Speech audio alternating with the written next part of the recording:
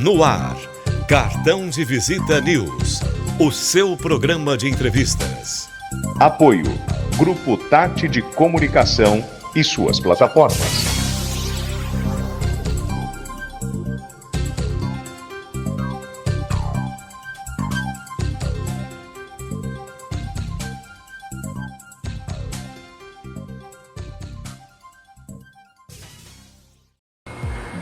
Gente, no Summerville Resort você vai ter toda a infraestrutura, as casas são incríveis, você pode vir com, sei lá, uma família de amigos também, e tem casas para, sei lá, para 2 famílias, ou uma casa como a gente está, uma família de 3 pessoas, né? Mas são casas muito bem estruturadas e você vai ter todo o conforto. É muito legal, gente, bem pertinho aqui dos parques da Disney, toda a infraestrutura é top. Top Summerville Resort.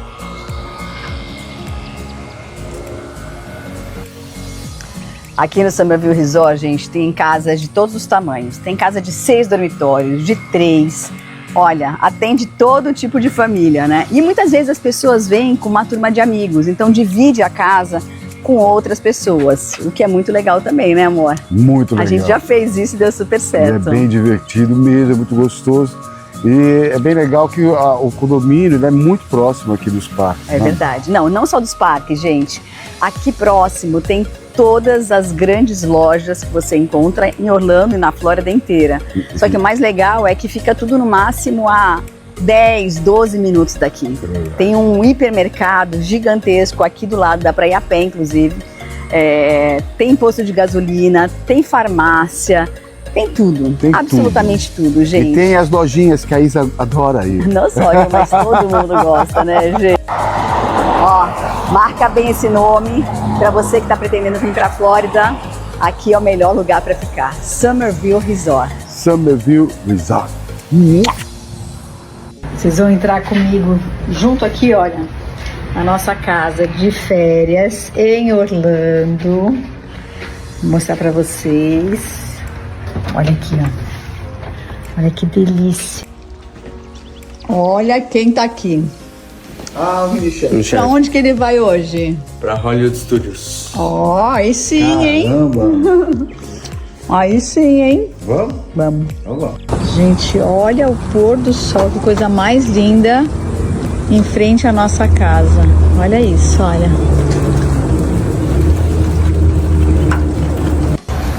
Gente, olha isso. Da porta de casa dá pra ver os fogos da Disney. Olha isso.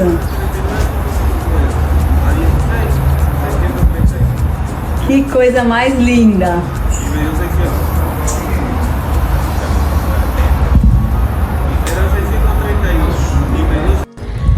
Dica boa é dica compartilhada, né, Martônio? Isso aí. Nossas férias foram maravilhosas, a gente está indo embora pro Brasil, mas antes a gente precisa dar uma dica para você que pretende vir a Orlando. Vamos falar? Aonde que a pessoa pode ficar? Summerville Resort. Summerville Resort. É assim que fala, Martônio? Isso, aqui em Kissimmee.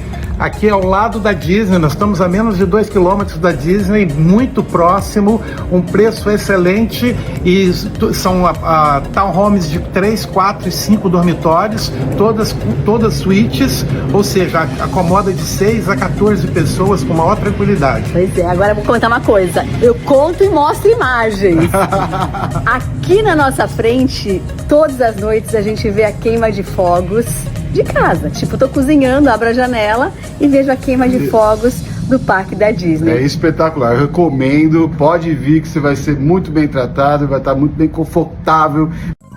Apoio, Grupo Tati de Comunicação e suas plataformas.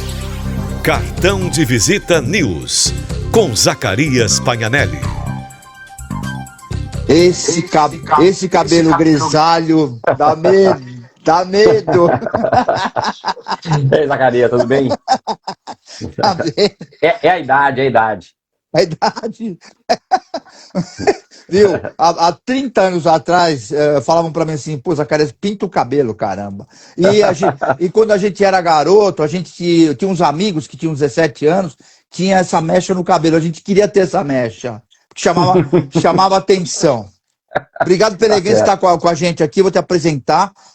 Nós estamos quebrando um paradigma no horário, talvez até seja um horário ótimo para a gente fazer esses videocasts que vão para a TV, porque as pessoas têm, um ou outro tem mais, dá tempo de entrar e olhar, porque quando é um horário muito à noite, então, e a gente está com um certo problema de comunicação, mas o que importa é o nosso conteúdo aqui.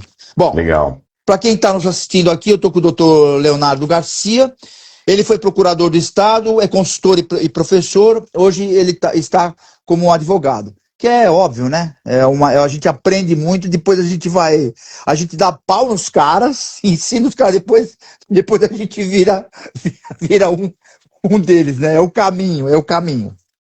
Bom, procurador do Estado do Espírito Santo, não deixa de ter o título, né? Como ex-procurador federal, com exercício no gabinete do Advogado-Geral da União, que é o AGU, assessor do relator do Senado Federal sobre as atualizações do CDC, membro do Conselho Estadual de Defesa do Consumidor, o CONDECON. É Espírito Santo? Espírito Santo. Espírito Santo. Membro do grupo de trabalho do CNJ para o acompanhamento da lei do superendividamento. Nós vamos falar sobre isso, inclusive. Advogado, professor, consultor e palestrante de diversos concursos e entidades. Na realidade, o que acontece? A tua experiência na sua vida profissional, você acaba virando... eu não diria, a gente fala consultor, coaching, professor, até por excelência, né? Porque a prática ensina isso, e tem muita gente que, mesmo com o título, ela é leiga nesse tipo de trabalho. Então, por isso que é importante aproveitar isso, né? Diretor da Brasilcom, se você quiser falar sobre isso depois, membro do Conselho Científico do Instituto de Defesa Coletiva, coordenador do site superendividamento.app. Vamos na formação acadêmica dele, rapidinho. A graduação pela Faculdade de Direito da Universidade Federal de Minas Gerais. Universidade Federal, hein? Você acha que ele é fraco? Não. Ele não é fraco, não. A especialização dele. Ele se especializou em Direito no Conselho da Economia pela Universidade de Castilla La Mancha, da Espanha. Aliás, existe uma cumplicidade com Portugal e Espanha no Brasil, né? Muitos promotores de justiça também fazem especialização lá, né? E pós-graduado em Direito Desportivo, que também é um assunto também pertinente. Autor do livro do Direito do Consumidor, comentando a jurisprudência. Você não quer falar para mim o que é a jurisprudência? Eu até não soube pronunciar. É a editora, não? Chama editora Juspodium, na verdade. Juspodium. Hoje é a maior editora jurídica do Brasil, né? A doutora, eu quero agradecer, inclusive, a doutora Luciana Guimarães, perfeito. Que também ela comentou a seu respeito e você foi pronto em aceitar o nosso bate-papo aqui, que é sempre importante esse conteúdo que faz parte do nosso conteúdo. Autor do livro Direito do Consumidor para Concursos, também pela mesma editora, autor do livro Consumo Sustentável, autor do livro Superendividamento Anotado e comentada na segunda edição, também da mesma editora, coautor do livro Comentários ao Código de Defesa do Consumidor, coautor do livro Direito Ambiental, que também é um assunto que nós estamos em evidência, e coautor do livro Direitos Difusos e Coletivos. Primeira pergunta que eu vou fazer é o seguinte... Por que essa especialidade, excelência? Eu vou quebrar como é que eu digo para os meus colegas, inclusive, são todos meus amigos. A gente quer falar. Eu vou me lembrar para falar, depois eu te falo. Mas por que essa especialização no consumidor? Superendividamento é uma coisa que está em evidência hoje? Não, total. Né? Assim, nós estamos vivendo a pior crise da história do Brasil. Hoje nós estamos com o maior nível de endividamento familiar da história. Nós temos hoje 80% da população hoje com endividamento e boa parte delas em superendividamento, que é quando a pessoa não consegue mais quitar suas dívidas. Então esse é um problema, Zacarias, não é um problema só do Brasil, é um problema que ocorreu em vários outros países de primeiro mundo, inclusive, né, na França. O nosso modelo de superendividamento é o modelo francês, só que o superendividamento, ele é um problema social, porque ele atrapalha muito a sociedade, de maneira geral. Né? Ele aumenta o suicídio, ele cria problemas familiares, há um aumento de divórcio, aumento de alcoolismo, aumento de índice de criminalidade, fora a questão financeira, porque a pessoa vai para a informalidade, para de pagar tributo. Então, o problema do superendividamento, ele afeta muito o ser humano. Devedor, né? O cara tem a pecha de devedor. E os países do primeiro mundo perceberam isso há muito tempo e criaram-se leis e sistemas que resolvem esse problema social. E o Brasil, ele acabou vendo, de maneira bem atrasada, eu participei ativamente do projeto, né, no Senado, eu fui assessor do relator à época, depois tive várias reuniões na Câmara dos Deputados, hoje eu integro o grupo do CNJ, que a gente acompanha a lei do superendividamento.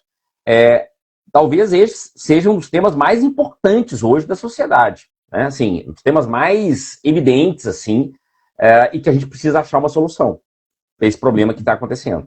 Nós temos eu acho que vai ser um paradigma que vai ter que ser quebrado.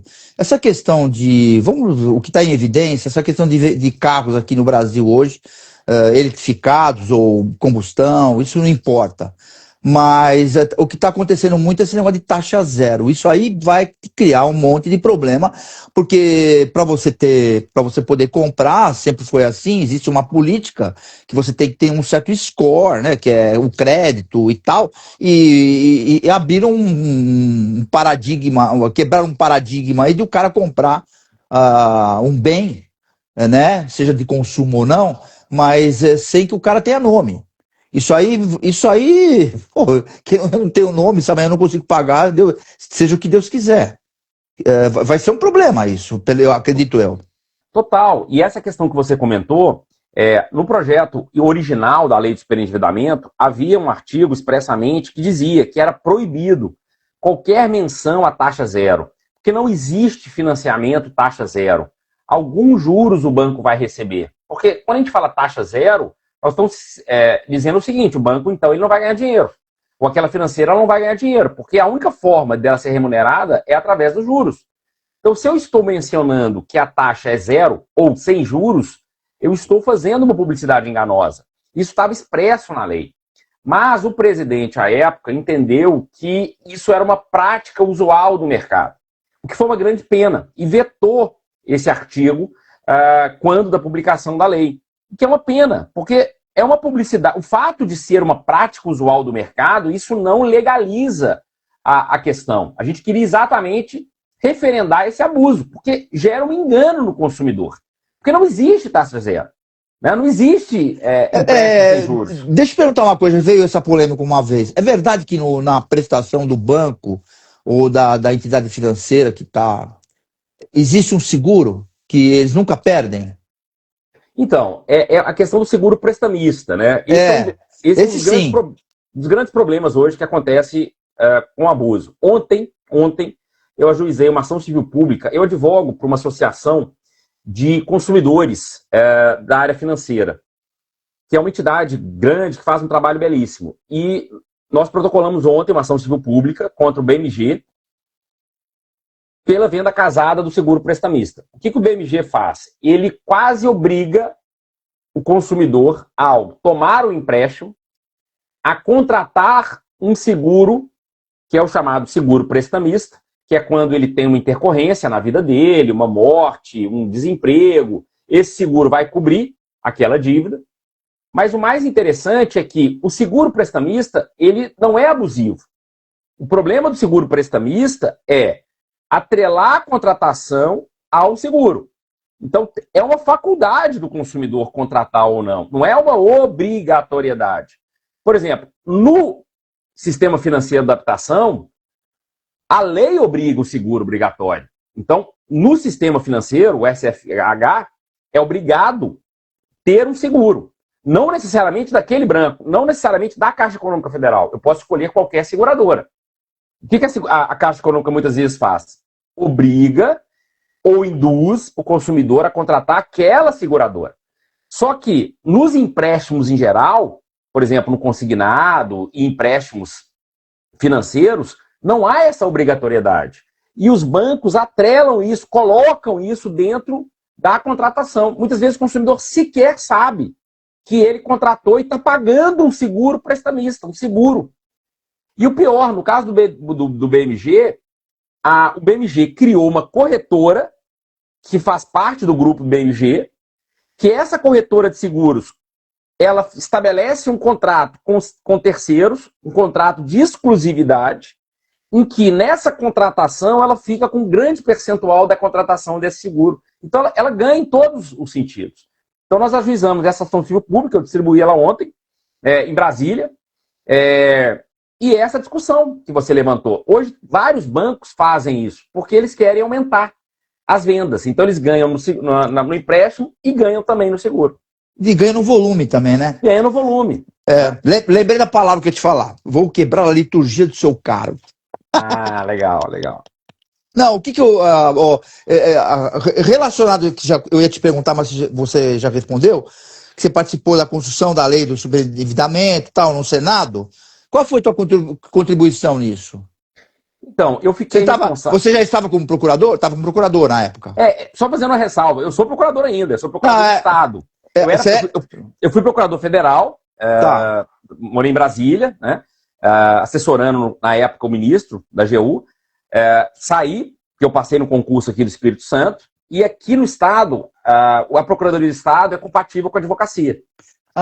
Porra, legal. Você sabe que eu nunca peguei, eu não sabia que havia que poderia conciliar. Eu achava que... Vários estados Minas, eu acho que aqui, eu acho que São Paulo, acho que não, né? Pode São Paulo também não? São Paulo Eu acho que São Paulo não pode, verdade. Não pode. Ele é procurador do Estado, defende o Estado e acabou. Não tem, não tem outra Rio atividade. pode, Minas pode, Espírito Santo, vários estados hoje podem Agora, advogar.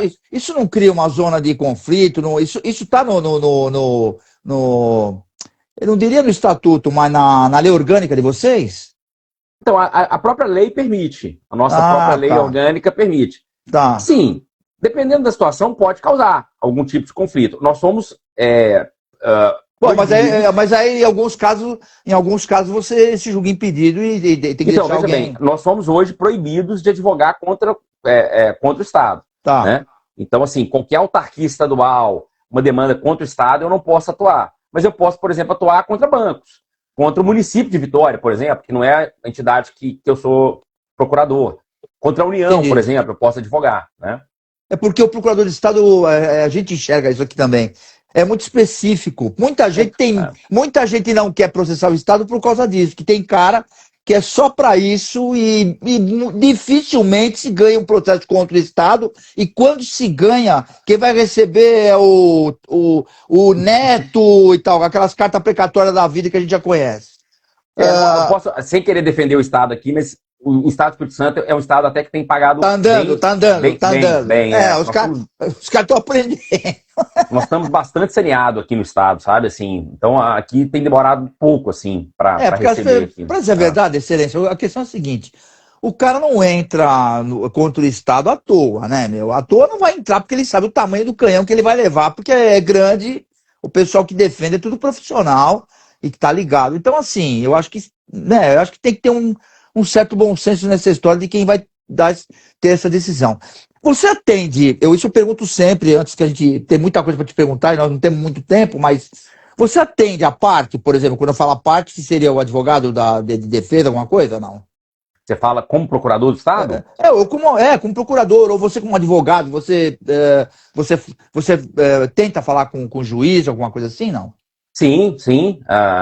Segunda-feira mesmo agora, nesse processo do BMG, eu já marquei para despachar com o juiz sobre esse processo. Então, essa interlocução ela é fundamental. Né?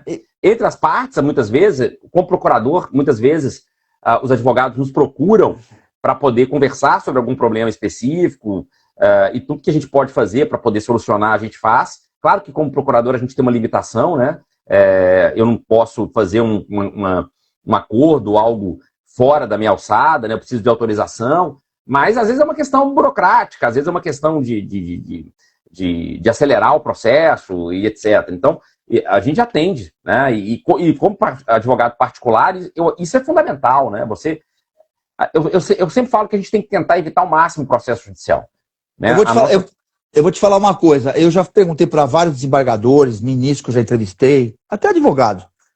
E você, como procurador ou como advogado, você acha que numa conversa dessa, às vezes muda a convicção de uma decisão, não? Total, total, total. Olha, minha esposa é defensora pública aqui do Estado.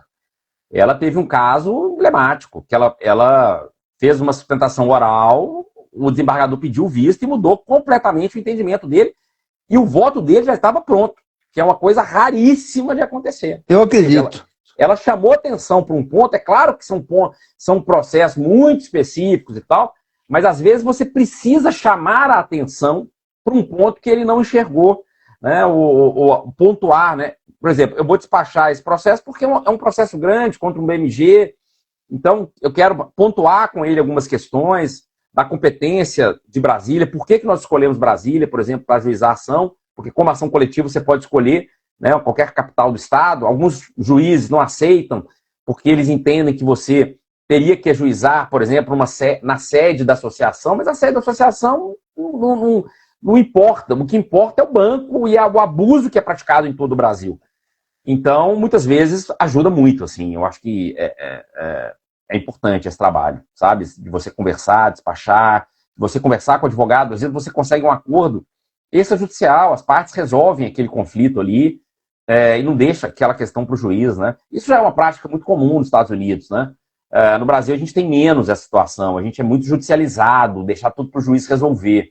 Eu acho que a gente precisa avançar para essa questão dos acordos, das câmaras de arbitragem, né? Isso é algo que a gente precisa avançar ainda no Brasil. Eu tenho também, como eu falo, que tem perguntas aqui para a gente fazer, e o tempo. Eu deixei de te fazer uma pergunta que eu sempre faço no início. Eu queria te perguntar por que você quis ser, eu diria, advogado, e depois você foi ser procurador. Qual foi essa ideia?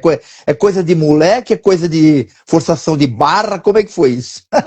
Engraçado, eu sempre quis advogar, sempre, desde pequeno, assim, eu lá em casa, meu irmão é procurador da Fazenda Nacional, assim... Bom, então, modéstia à parte, tem uma máfia lá. Mais ou menos. O meu irmão do meio, não. Meu irmão do meio já foi para a área da publicidade.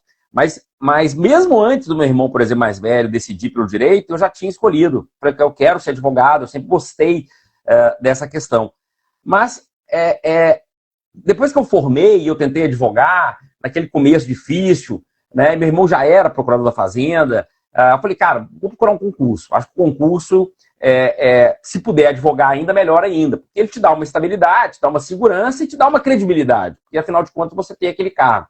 Então foi aí que eu comecei a estudar para concurso. E o primeiro concurso que eu passei, que foi esse de procurador federal da AGU, esse não podia advogar.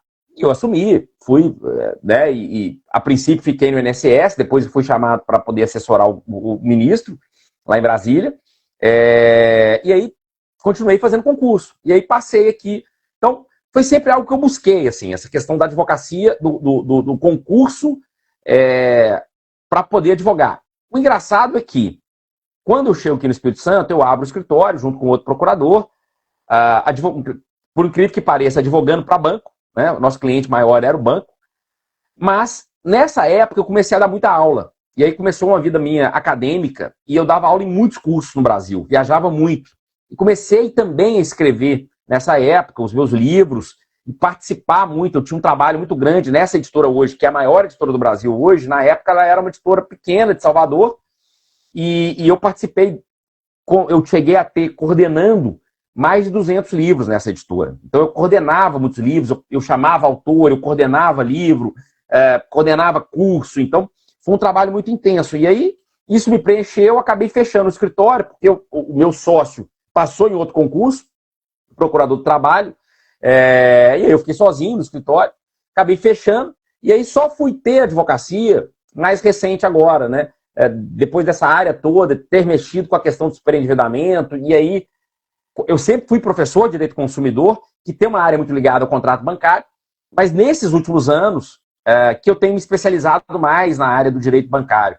Porque o direito bancário, eu sempre falo isso, eu tenho alguns cursos gravados do direito bancário, ele é um constante aprendizado, porque se muda muito a cada dia, as resoluções do Banco Central e do Conselho Monetário se alteram diariamente. Ontem foi publicada uma resolução que altera, por exemplo, uma questão da fraude, né, que é o manual do DICT lá do Banco Central. Então, esse acompanhamento ele tem que ser constante, né, do direito bancário. Então, é uma área hoje que eu estou mais afinado, digamos assim, em razão até do meu trabalho no superendividamento lá no Congresso. Eu brinquei aqui negócio da máfia, mas quando eu falo da máfia, a lei do cidadão, do direito que tem de se defender. Né? Isso aí a gente brinca aqui porque faz parte do nosso conteúdo, claro. Mas é admirável, né, que todo mundo entre e consiga, cada um numa área, principalmente num órgão do Estado, que não é fácil assim você conquistar. E são patrimônios do governo hoje que tem tudo na ponta da língua. São caras que, você vê, de procurador, aí vira advogado, aí entra como advogado e procurador de Estado, que é uma diferença que tem no Estado, e ainda dá aula. Quer dizer, tem muito para ensinar. Foi isso que eu mencionei no início. Eu acho que eu já perguntei no início, mas eu vou retomar. Por que essa especialização muito no consumidor? É por causa dessas questões de banco, pegou gosto, viu uma brecha no direito aí? O que você enxergou? Assim, desde a época da faculdade, quando eu me formei, assim, eu sempre enxerguei que a gente tinha que escolher uma área, né? A gente tinha que nichar. Por exemplo, meu irmão mais velho, ele foi para a tributária. E eu sempre gostei do direito consumidor. A época, o direito consumidor ainda era bem incipiente, não tinha o destaque que tinha hoje. Eu me lembro quando eu lancei meu primeiro livro, que foi o Código Comentado, você tinha pouquíssimos livros no mercado. Assim. Meu livro acabou sendo adotado por muitas faculdades, inclusive, à época. Então, acho que foi um pouco isso. Assim, escolher uma área, foi uma área que eu me identifiquei. Né, porque você, quando consegue algo para o consumidor, isso tem um valor. Né? E hoje eu estou vendo a questão bancária, alguns anos trabalhando com bancos. Porque quando você consegue, às vezes, salvar a vida você literalmente salva a vida. Principalmente quando a gente fala de dívida bancária. Outro dia eu atendi um cliente, um casal de professores, que a esposa começou a chorar no meio da consulta, porque ela estava com medo do marido, que estava participando da consulta, se suicidar. E ela falou o seguinte: olha, eu não sei se ele vai voltar para casa. Quando ele atrasa 5 minutos, eu já começo a chorar. Porque a dívida, né, e nós homens temos uma dificuldade maior com relação a isso, a gente quer resolver. Né, a gente não...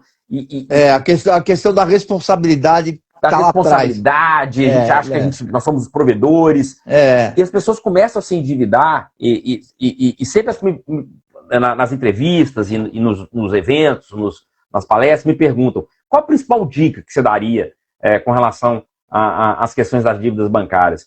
Primeira coisa que eu sempre falo, olha, procure logo alguém para ajudar. Procure um advogado para poder te dar uma luz, porque sempre tem uma saída. A dívida bancária é igual uma doença. Quanto mais cedo você procurar um médico, no caso, maior a probabilidade e menos dor você vai ter para tratar daquela doença.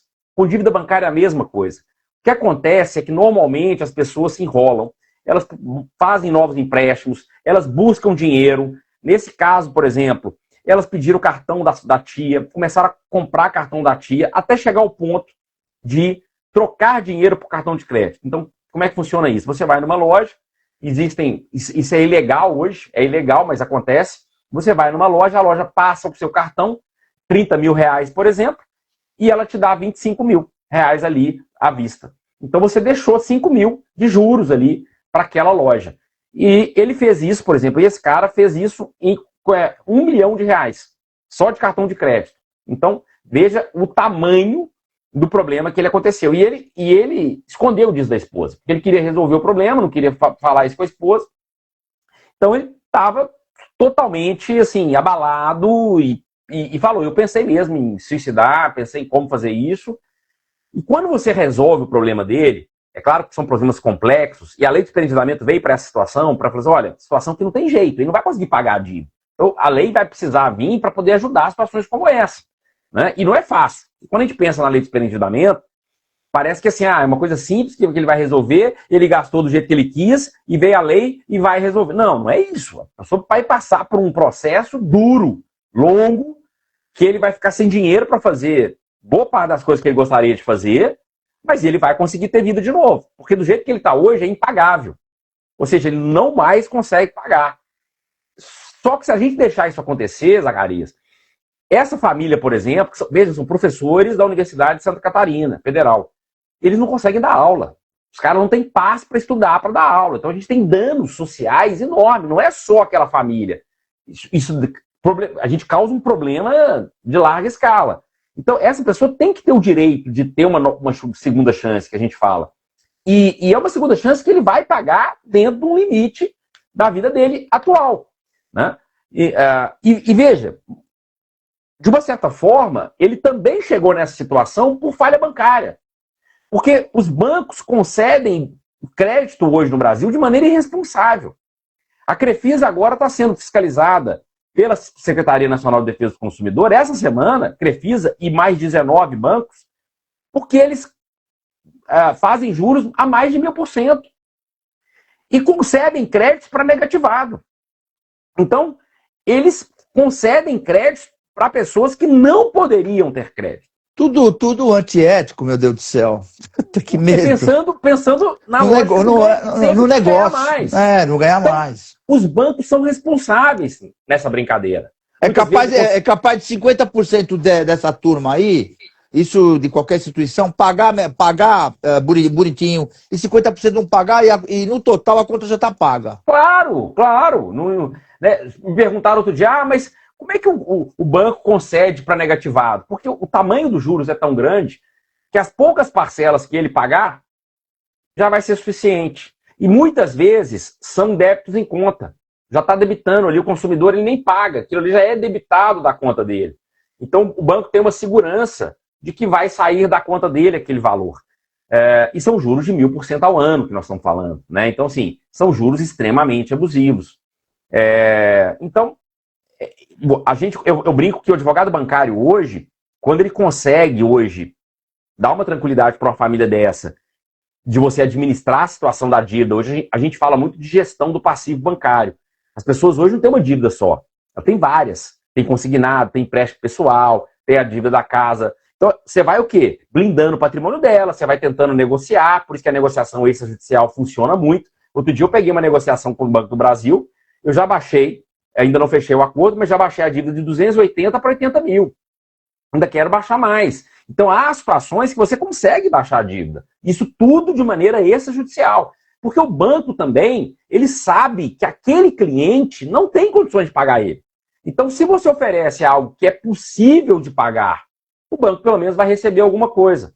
E tem uma questão interessante aí do direito bancário, cara, que é o seguinte, o banco, quando ele tem uma dívida, tem uma situação interessante que chama-se provisionamento bancário, que é o quê? O banco ele tem que informar para o Banco Central que aquela dívida está inadimplente. Com base nisso, ele tem que provisionar aquele valor que ele, em tese, iria ganhar, ele tem que colocar aquele dinheiro, um certo percentual, para garantir aquela dívida. Por uma questão de blindagem financeira do país. É como se fosse um lastro, né? Um lastro. E mais. Hoje os bancos, qual é a grande diferença dos bancos? Eles podem emitir moeda, chamada a moeda escritural. Então, existe o banco, uma das grandes vantagens de ser banco é a emissão de moeda. Né? Por quê? Porque ele pega um empréstimo, ele vai pegar um dinheiro meu, que eu depositei, e vai emprestar para alguém. Com base nisso, ele está criando o dinheiro no mercado. Então ele pode fazer isso, só que ele só pode fazer isso com base no faturamento dele.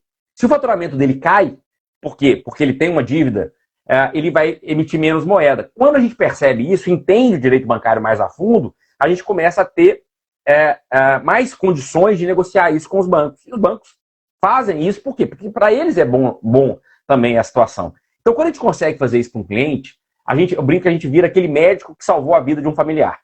Sabe, aquele mesmo carinho que aquela família tem com aquele médico, fala, cara, o doutor fulano de tal salvou a vida do meu pai, salvou a vida da minha mãe, salvou a vida do meu filho. Esse advogado vira essa referência para a vida. Isso não tem preço, de fato, porque é um valor muito grande que a gente carrega, assim, de poder ajudar as pessoas nessa situação.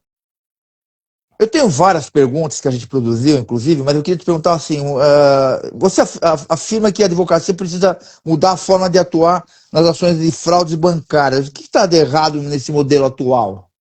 Então, o que está acontecendo? Na verdade, a advocacia, ela tem alegado só o Código de Defesa do Consumidor, só o Código Civil, porque durante muito tempo, nós da advocacia, do direito em geral, a gente só olhou para as leis, né? A gente trabalha muito bem leis, decretos, mas a gente não olha muito para as resoluções das autarquias, por exemplo. Quem advoga na área de saúde, para as resoluções da MS. E na área bancária, tem um valor muito grande as resoluções do Banco Central, porque o Banco Central, ele, como órgão fiscalizador e sancionador, ele edita uma série de normas, deveres bancários para as instituições que elas têm que cumprir. E a gente, muitas vezes, como advogado, a gente fica só na base da lei, da lei, da lei. Quando, na verdade, nós temos que olhar para as resoluções para poder entender aonde o banco falhou. Então, eu tenho um curso de fraudes bancárias que eu criei um método, que eu chamo de método falha, que nada mais é do que como que você vai encontrar a falha bancária. Hoje eu dei uma aula de manhã onde eu analisei um julgado do STJ, onde havia uma falha bancária. E o que eu mencionei? Que muitas vezes nós tentamos provar a falha bancária alegando o Código Civil e o Código de Defesa do Consumidor. E está tudo bem, porque também nós precisamos alegar essas leis. Só que ali nós estamos fazendo uma interpretação. Há uma falha bancária que deveria ter feito isso, porque o código diz que é um defeito do serviço, uma coisa mais genérica, uma interpretação. Mas quando a gente vai para a resolução do Banco Central, a resolução fala estritamente o que o banco falhou, o que ele tem que fazer. Então, por exemplo, para abrir uma conta, existe uma resolução do Banco Central que fala o que o banco tem que fazer quando ele tem que abrir uma conta. E quando a gente fala de fraude, existe uma conta que está sendo utilizada para fraude. Existe uma conta onde há entrada de dinheiro e saída de dinheiro a todo momento. Como é que o banco não monitorou essa conta? Então, uma coisa é eu alegar que ele não monitorou porque o Código de Defesa do Consumidor fala que a responsabilidade é objetiva, estou interpretando. Mas quando eu olho para a resolução do Banco Central e diz que ele tem o dever de monitorar, existe uma resolução que obriga ele a monitorar e que, inclusive, tem que bloquear esse valor, eu estou afirmando que ele, por uma resolução do Banco Central, que ele é fiscalizado e ele precisa cumprir essa norma, não cumpriu essa norma regulatória. Então eu falo que nas fraudes bancárias e na advocacia bancária em geral, hoje o advogado moderno, o advogado que tem conseguido êxito, é aquele que conhece bem as regulações, as resoluções do Banco Central e do Conselho Monetário e fundamenta a lei com base nessas resoluções. Esse é um grande diferencial. Eu vejo isso nitidamente. Quando você fala fundamenta a lei e eles viram técnicos bem envolvidos na situação, eu queria que você me comentasse, é importante falar sobre isso, a questão da jurisprudência. Porque, às vezes, a sua interpretação e a sua alegação, a sua interpretação e a sua prova, o fato, você acaba dando uma decisão. Eu estou falando isso como procurador, ou como promotor, ou como juiz, que você deve ter visto muito isso. Uhum. E isso acaba virando lei. Se fala muito isso em jurisprudência, que acaba tomando uma decisão de coisas que existiam, que eram completamente equivocadas. E aí acabou se admitindo essa decisão que foi dada e que está fora do contexto lá atrás. Que estava na cartilha, vamos falar assim. Hoje, depois do Código de Processo Civil de 2015, né, se criou a teoria dos precedentes. Então, hoje nós temos as teses que são fixadas, tanto no âmbito federal do STJ e STF, como no âmbito estadual, nos tribunais de justiça, que são os precedentes. E o precedente nada mais é do que uma jurisprudência consolidada daquele tribunal. E quem que faz a jurisprudência? Eu sempre brinco isso. Não é o desembargador, não é o juiz, é o advogado. Quer dizer, é uma tese bem trabalhada, é como você leva aquilo e demonstra aquilo que vai gerar o convencimento daquele magistrado.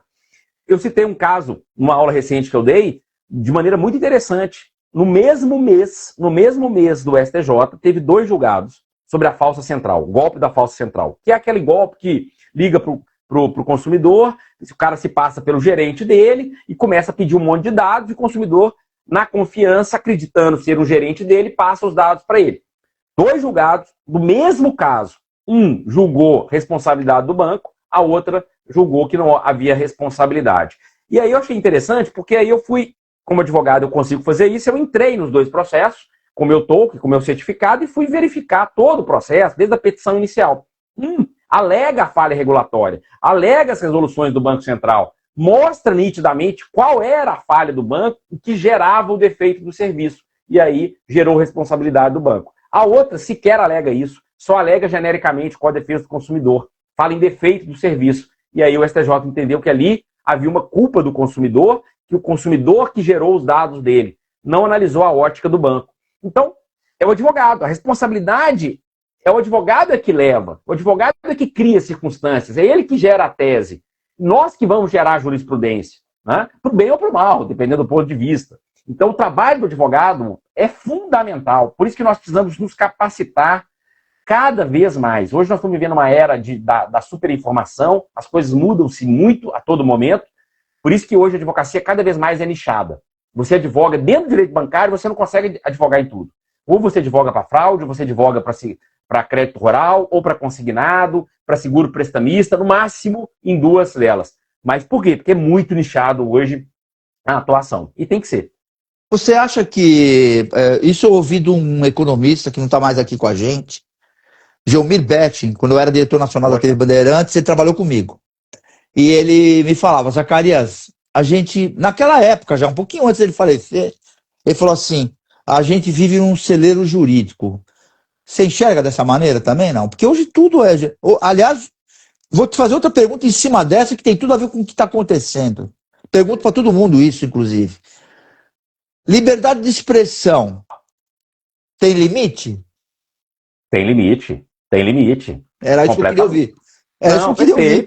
Tem limite. Né? Aliás, tudo tem que ter limite na vida, né? E não tem essa questão de bom senso. O limite é sempre aquilo que não vai afetar o próximo. Né? A gente está discutindo uma geração e uma época em que a rede social está aí, que todo mundo tem voz. A comunicação muito aberta, muito aberta. Eu recebo muita informação do Brasil inteiro, principalmente da Polícia Federal. 6h30 da manhã, já estou recebendo prisão e não sei o quê. E a gente tem uma obrigação como profissional nós temos ferramentas para checar.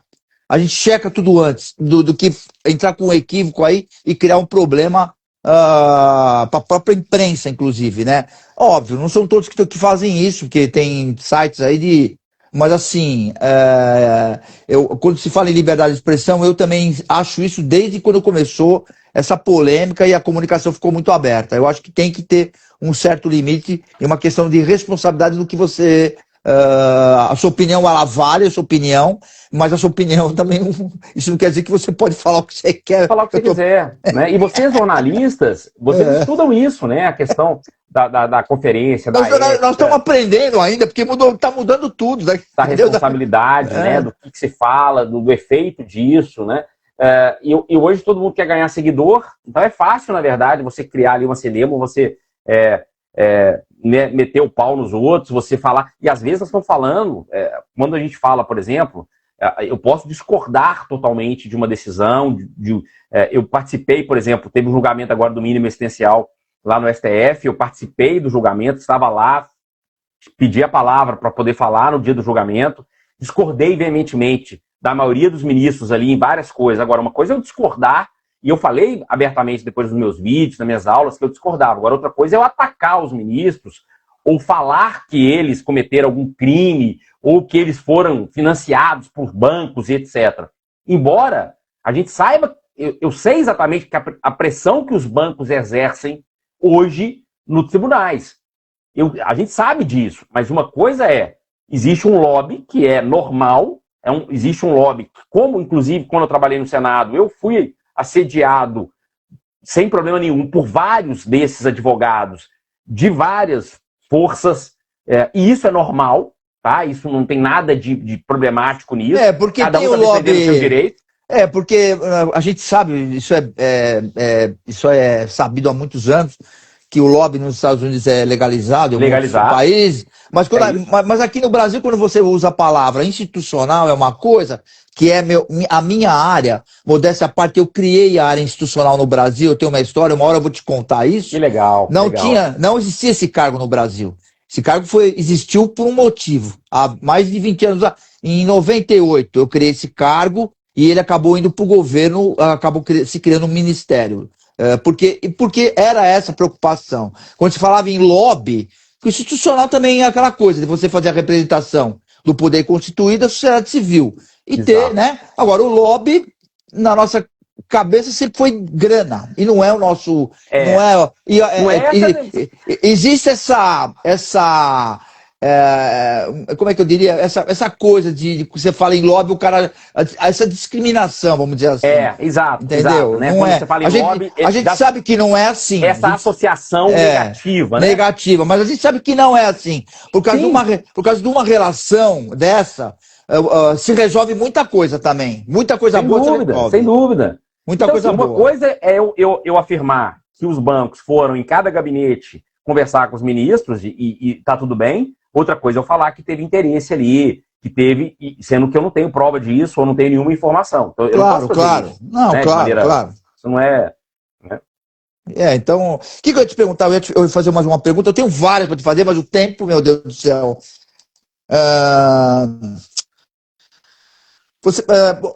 Relação especial de tradição oferecida no mercado. Mercado de educação, um advogado nunca atuou na área e consegue começar hoje em nosso mercado saturado. Eu queria te perguntar do advogado. Você costuma dizer que a advocacia bancária será um dos maiores mercados da próxima década. Por quê? Por causa disso que nós falamos, da taxa zero, não? Nós temos um problema muito grande no Brasil. Nós temos um problema da autojudicialização. Nós temos um problema de baixa informação financeira.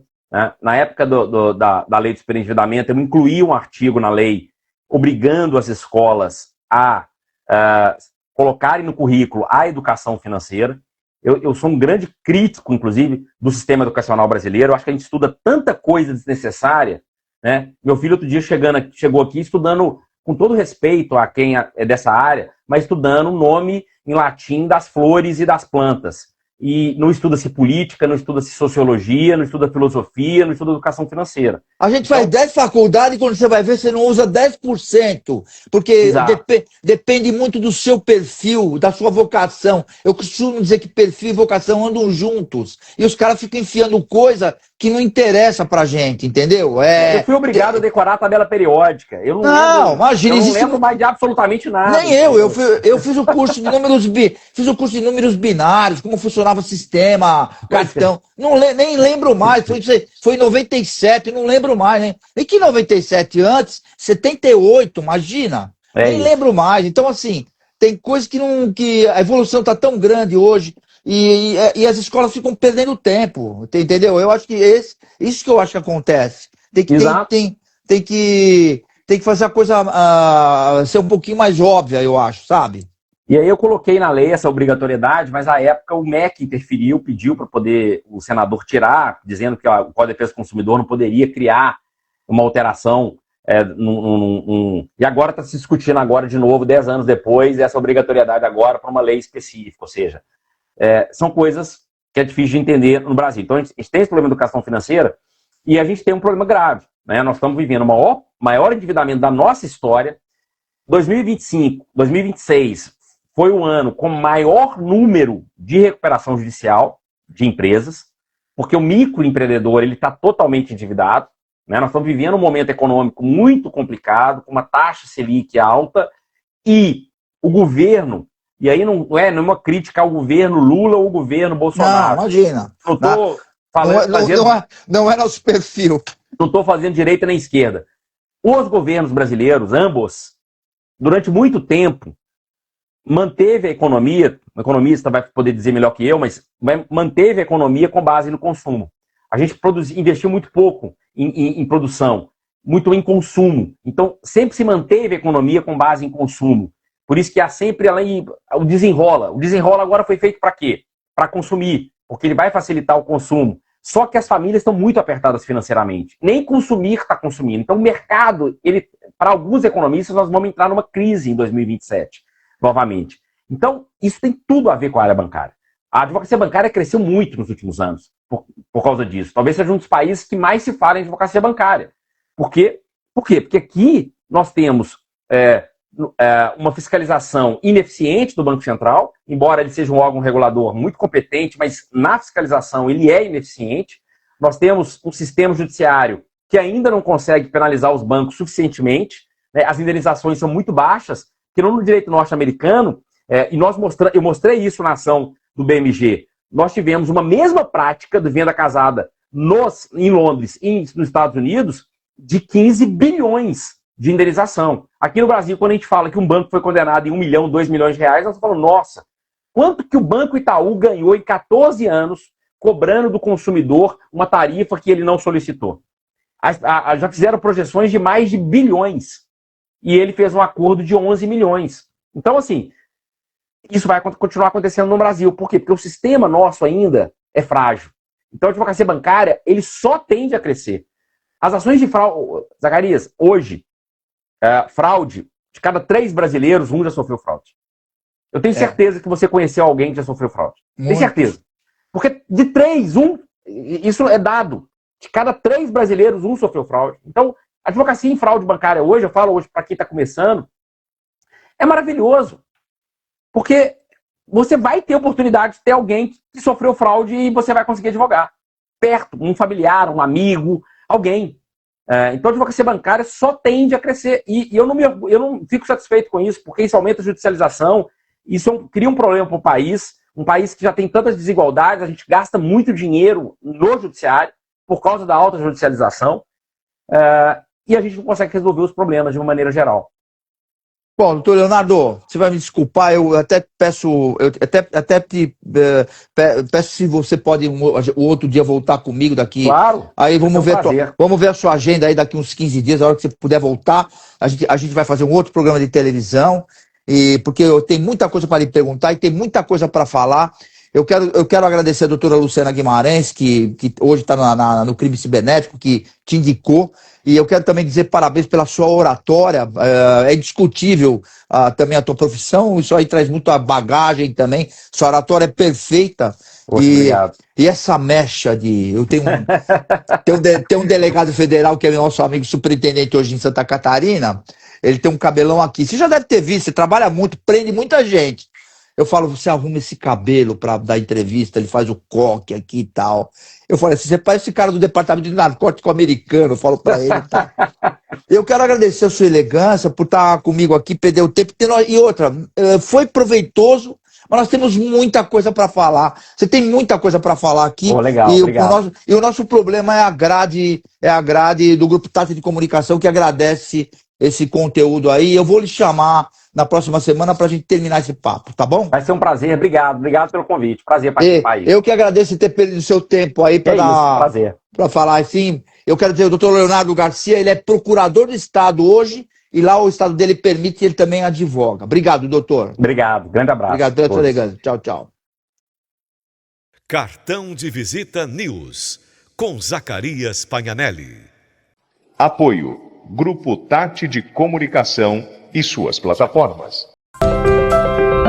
Grandes sonhos podem nascer em pequenos momentos. Um olhar, um encontro, um novo caminho, onde tudo pode mudar. Apresentamos Ano Premiado Santa Maria Outlet. Em parceria com a construtora Pereira Alvim, nasce uma promoção exclusiva para quem sonha grande. Viva a experiência de encontrar marcas nacionais e internacionais com descontos o ano todo. O melhor da gastronomia, lazer e diversão para toda a família.